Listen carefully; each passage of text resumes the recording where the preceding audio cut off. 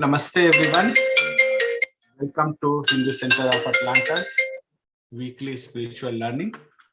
Today we are joined with Acharya Brahmadevji. On this month of 14th of December, we will be celebrating Geeta Jayanti. Geeta Jayanti we celebrate on the Marxist month and Shukla Paksh on the Ekadasi, that is the 11th day of the Marxist month. That is the waxing phase of the moon, that is Shukla Paksh. This year, it is coming on 14th of December. We'll be celebrating Geeta Jayanti on that day. In the context of Geeta Jayanti, Acharya Brahmadevji today talk about the significance and meaning of Geeta Jayanti. Why do we celebrate that? Acharya has already joined us. Acharya Brahmadevji has an inclusive educational background in science, banking, University of Mauritius, Management, ABE UK, and Darshanacharya Vedic Philosophy, Darshan Yoga Mahavidyalaya, Gujarat, and a diverse career in financial services, industry, and at Arya Sabha Mauritius.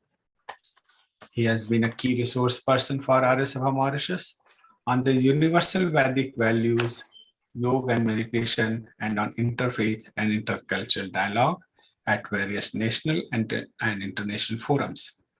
The Mauritius Council of Religions, Arya Pratinidhi Sabha America, Greater Atlanta Vedic Temple, and Hindu Center of Atlanta Yoga and Meditation Center in Kami. He is author of numerous insightful articles on Vedic philosophy and contemporary issues in English and French. Over to Acharya ji. Om. Namaste all, and welcome to this session of today.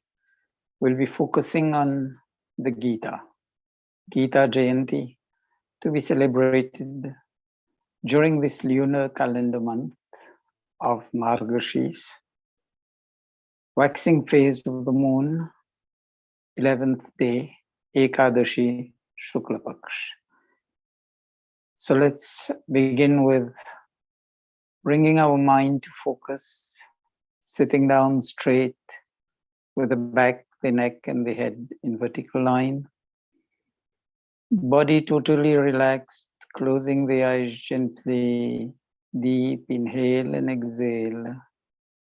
We are going to chant Om 3 times, the universal sound, the main name of God, Ishvara.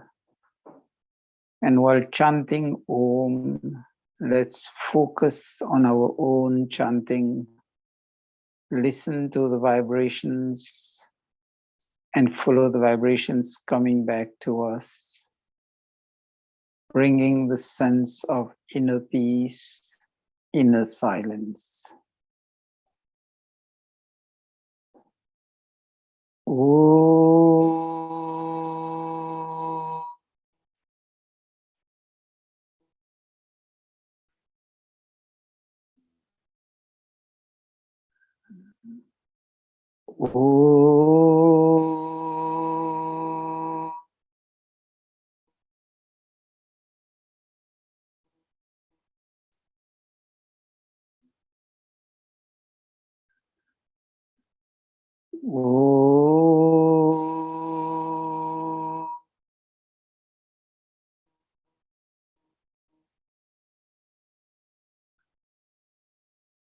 Join the palms together, gently cover the eyes and slowly open the eyes below the palms, keeping the focus.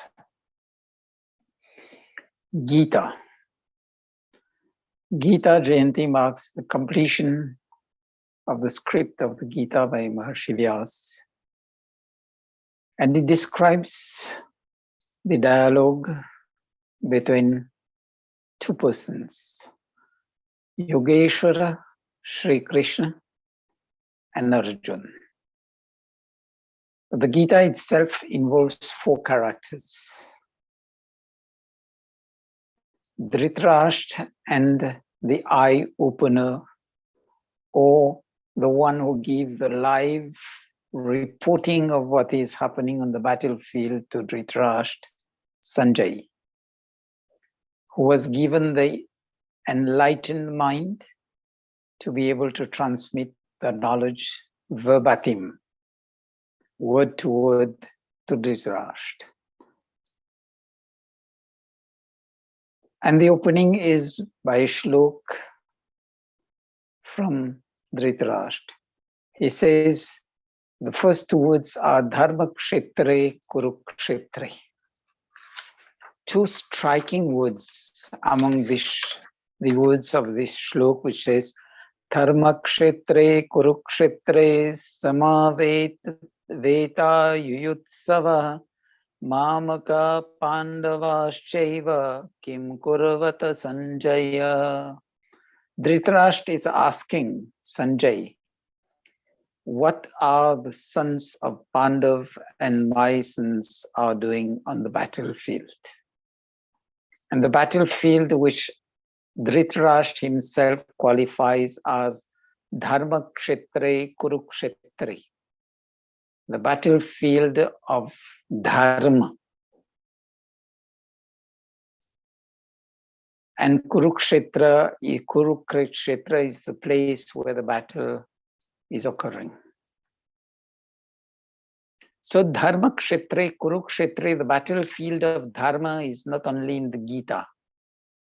It is in our daily life whenever we have to decide between right and wrong, between Dharma and Adharma, between truth and untruth, Satya and Asatya. And at times also, we have to follow Dharma, our righteous duty, or negligence and carelessness. At times, we don't feel like fulfilling the duties that we need to do as per Dharma. But nevertheless, if the duties are righteous, we need to shun negligence and carelessness. So this is the real Dharmakshetre Kurukshetre in everybody's life and at every time in every day. Like for the kids, they have two choices. Either focus on the studies or on the screen games. So if we as parents guide them appropriately, they'll be able to make safe and sound decision for themselves. They'll have a time where they know they have to focus on the studies, and once that's over, then they'll have some more time for games, for sports, for physical activities. But it's our duty, that is our, then that comes as our Dharmakshetre Kurukshetre. Are we the proper guide to our kids? Likewise, in all spheres of life, it comes like that. So this is the Gita practically in day-to-day life. Then we look when the real dialogue between Shri Krishna and Arjuna starts. Arjuna says to Shri Krishna, Kripaya parasya vishto Vishidannidama bravit Dushtavemam swajanam Krishna Yuyutsam sushopasthitam. It says, looking at the front lines, seeing his near and dear ones, the gurus, the cousin brothers, and etc. He's taken by grief. And the grief that he knows in this battle, so many will die, and even on both sides, on his side and on the opposite side. And in these, close friends and relatives, gurus, acharyas, elderly in the family will be dying. Then he gives the description. He is feeling dryness of the mouth, trembling of the limbs, and then he cannot control his own thinking. And we see the same in the yoga philosophy, Vyadhi, Styan, Sanchay, etc., which describes as physical, mental sickness, doubt, fear, etc. And this is what is overtaking Arjuna. And then Krishna ji is the eye opener. And as the eye opener, he brings Arjuna back to senses by giving the discourse of the Gita. And if we see the correlation between what is there in the Gita and the world of today, when the dialogue comes into, he says, Etavana hantumichhami no papi madhusudana api trailyo kyarajyasya hetu kinno mahi krite. Arjuna putting the question, O Krishna, even if they come to kill me, I prefer that instead of winning the war and killing all these people. That is in contrast to Duryodhana, who says not a needle point when Krishna ji poised himself as the mediator. And this is the world situation.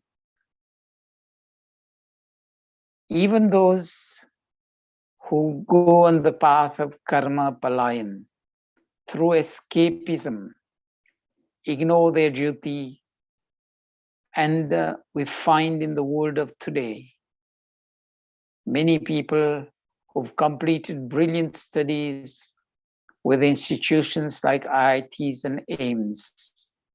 Instead of giving back to society what they've been taking during their student life, they fall into the prey of some gurus and then go to the ashrams as ascetics just to be marketeers.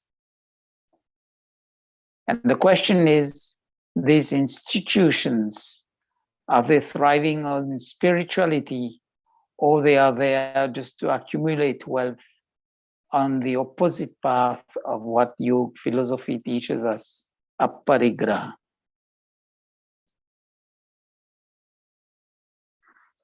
Then there's another question which arises.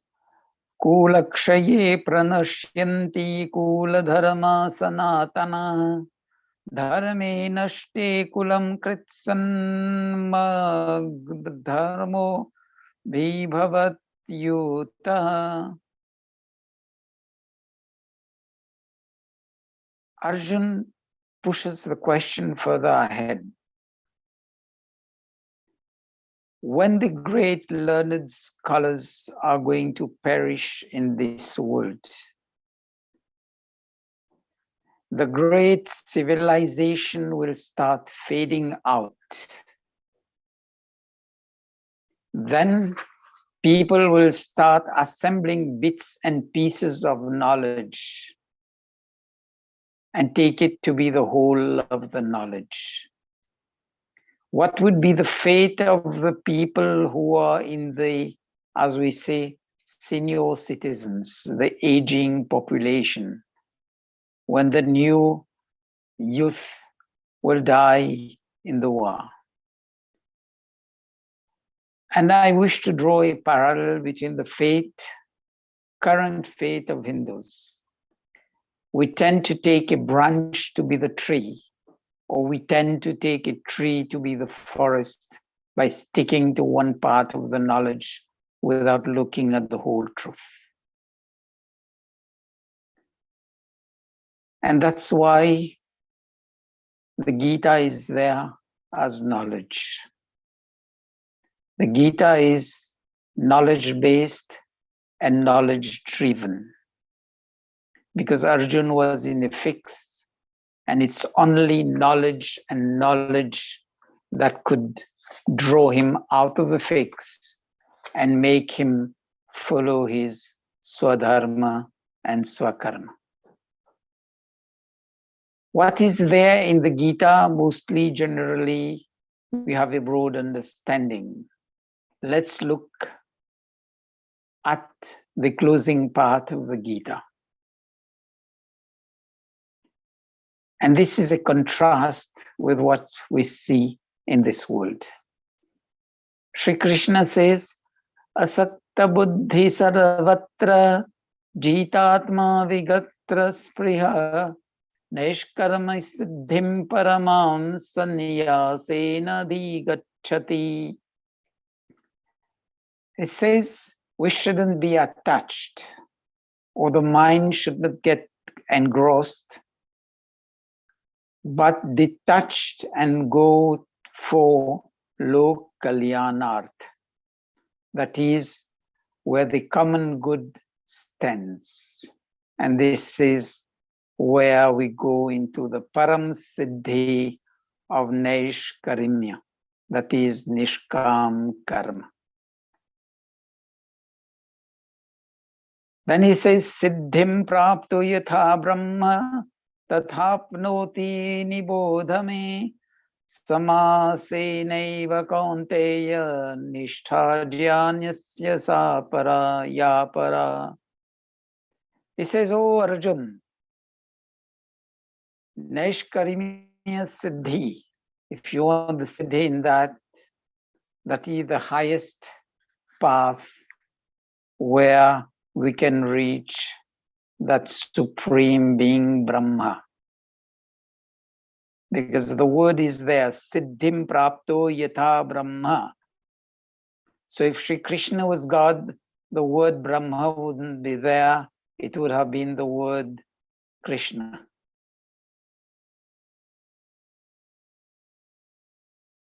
So he says, there's only one path to that. The path is true knowledge. And based on the path of true knowledge, fulfill your duties and responsibilities, your swadharma and swakarma. Then it says, buddhaya vishuddhaya yukto dhrityatmanam niyamya cha shabdadin vishayam styaktva ragadvaisha vyodasya cha. And in Hindi it comes tarkhin mithya vishwason se mukt, vishuddh buddhi se yukt, पूर्वोक्त सात्विक धृति से अपने आप को वश में करके शब्द आदि विषयों का त्याग कर राग द्वेष को परे हटाकर. So it says, go beyond what you are behaving as the illogic behavior. Don't fall prey to the buttering words and be detached. Have purity of mind and then total contemplation. Don't fall into, as we say, the web of words.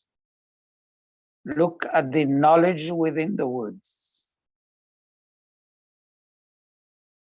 And that will enable you, empower you to move above rag dvesh.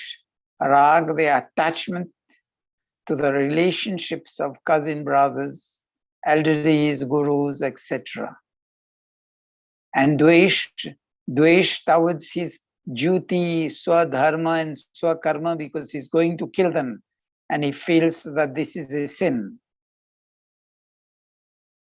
But then Shri Krishna goes again more deeply.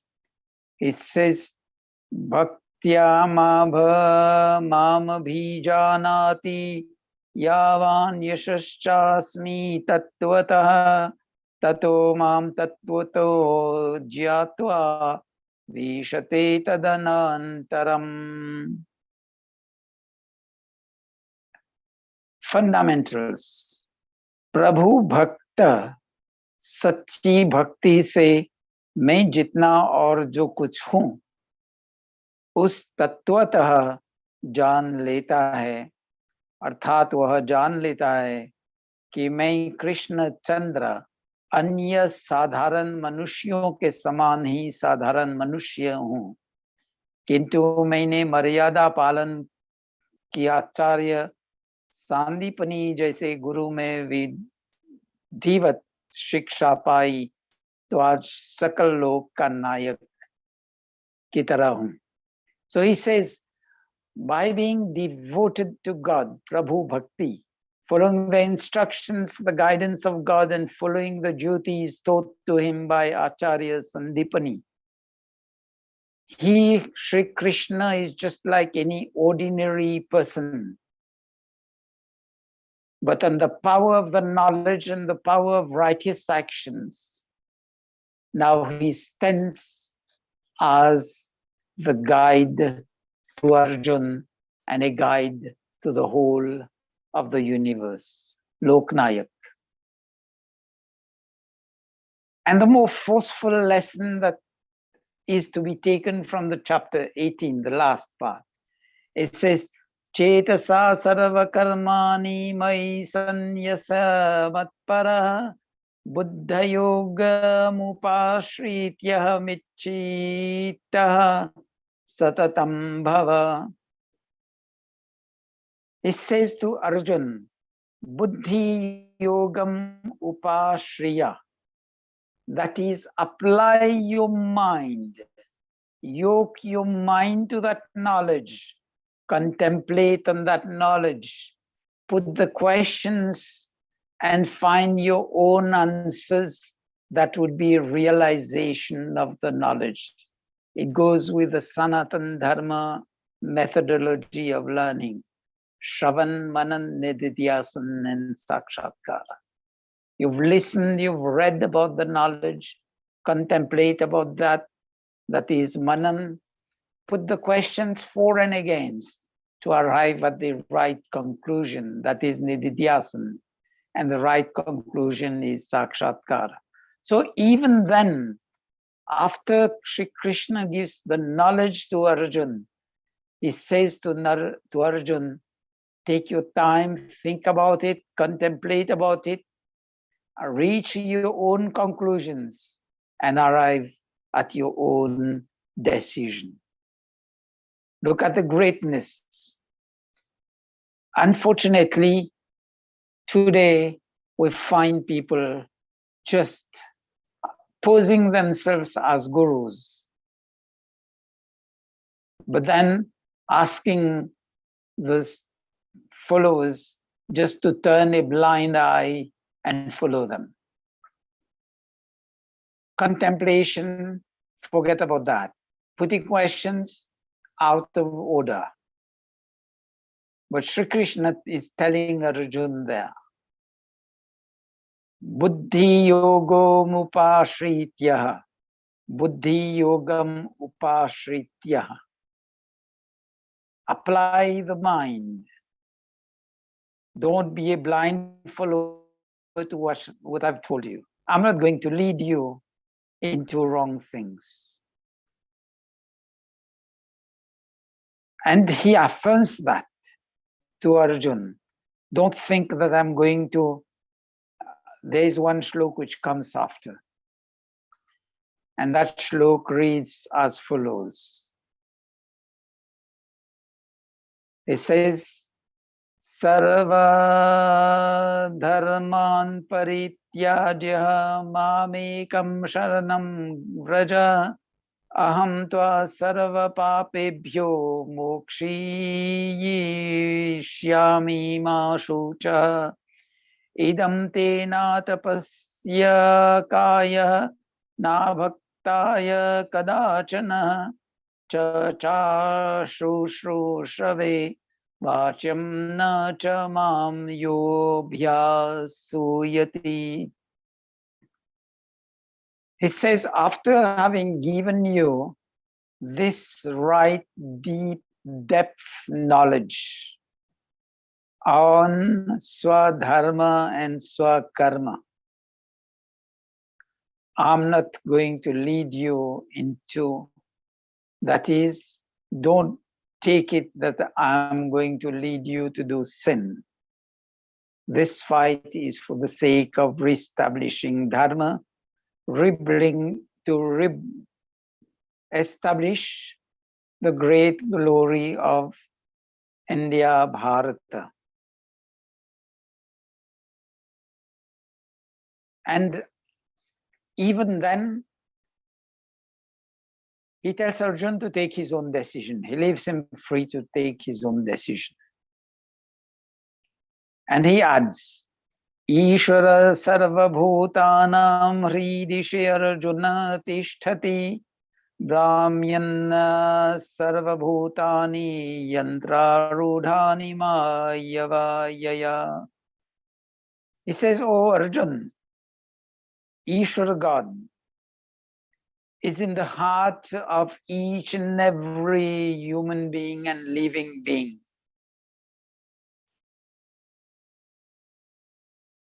And guiding everybody to be in the righteous path. We need only to surrender and listen to that divine guidance. He says, Tameva sharanam gaccha sarvabhavena bharata tat prasadat param shantim sthanam prapyasyasi shashwatam.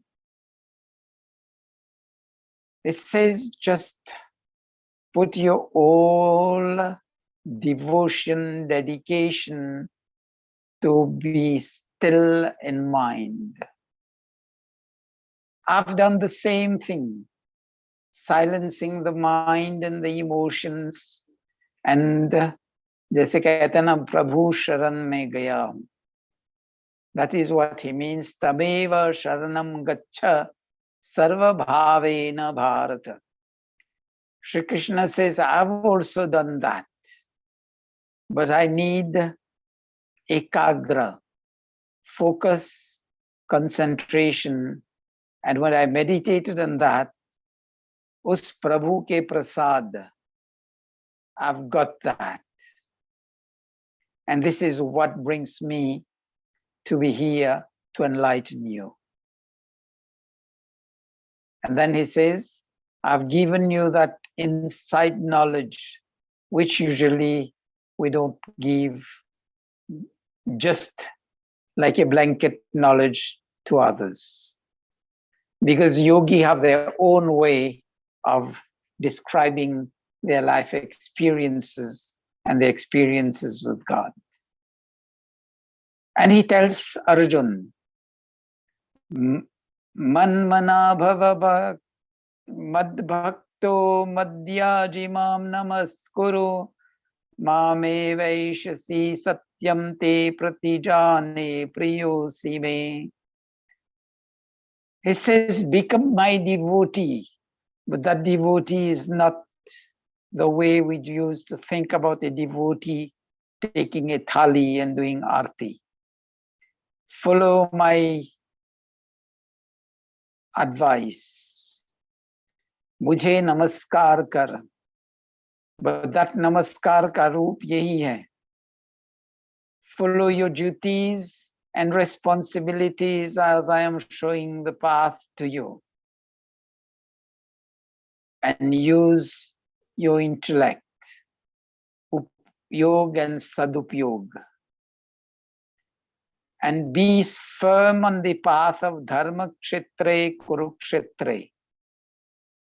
And give the ahutis that need to be given in this Dharmayudh, in this Dharmayudh. So we see the beauty of Shri Krishna. Even when he knows that he is giving the complete knowledge to Arjuna, he insists that Arjuna be not a blind follower, but use his sense of logic, use his own intellect, listen to the divine guidance within himself, take the decision, and then when Arjuna surrenders to that knowledge, contemplates on the right and wrong, on the pros and cons, and he arrives at the decision, and he tells Shri Krishna, Nashto moha smrita labdha tat prasadan maya achyuta sthitosmi gata sandeha karishye vachanam tava. He says, "Oh, Shri Krishna, with that knowledge, I've thought about it. I take it as a prasad. And with that, all my doubts, all the attachment I had has vanished. I am prepared now to do my kshatriya dharma, my princely duties as a warrior to protect the kingdom." And when he surrenders to that true knowledge, Shri Krishna becomes his charioteer. And when Shri Krishna becomes his charioteer, that is true knowledge, moves him ahead in life, he emerges victorious in this world. And the beauty is the last shloka of the Gita, which Sanjay describes what he's learned through the teachings of Shri Krishna on the battlefield. Yatra yogeshwara Krishno yatra partho dhanurdhara tanna shrir vijayo bhutir dhruva niti varti mama. He says, wherever the knowledge will be there, the knowledge that Shri Krishna has given, and we just emulate that knowledge, translate it into our lives, we'll become real leaders. And with the real leaders, victory will definitely be ours. That is the beauty of the Gita. Even from the opening till the end, it's full knowledge-based, knowledge-driven, pushing us towards logic, pushing us towards dharma, towards karma, and the yoking of dharma and karma. It's not dharma is one, karma is another, or dhyan is one, bhakti is another, and karma is another thing. The total, as we say, symbiotic relationship between all these will unfold this synergy, and that synergy is the yoga, which we tend to refer to Gita, and this is why Shri Krishna himself is known as Yogeshwara. Next week we'll be taking a few insights from the Gita. I prefer to address the beginning and the end today just to describe the beauty of that. We'll take some deep insights on some of the chapters, some of the shlokas from in between the Gita, and then see how the practical applications of that knowledge can make us, as in the words of Shri Krishna himself says, if we surrender to such knowledge, we can also become as splendor in personality as he is. So wishing you all the best. Have a fruitful study of the Gita, and we'll meet next week for more. learning on insights from the Gita. Thank you.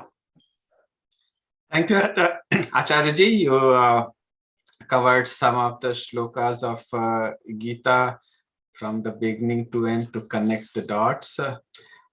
We will be certainly looking forward for the next week programs for the more in-depth knowledge coming out from the Gita. Acharya-ji will join us same time next week, Sunday, next Sunday at 9 p.m. And just for the reminder, we have a Friday program for the young kids and youth at 9 p.m. Eastern Time. On Saturday, we have a weekly satsang at 3:30 in the evening to accommodate all of you so that most of the people can join on that day. And Sunday, this spiritual learning for the adults. You can reach us by the email Hindu Center of Atlanta or on Facebook at Hindu Center of Atlanta. And on YouTube also, you can search for Hindu Center of Atlanta and watch all the previous programs. Hope to see you soon in next program. Acharya-ji will lead us for the Om Jap at the end, and we will finish this program there. Let's sit down straight, bring our mind to focus, deep inhale, and while exhaling, chant Om, feeling the vibrations of the chanting as they move from the digestive region up the spine to the brain, and feeling the vibrations of the brain when we finish the chanting of Om. Om.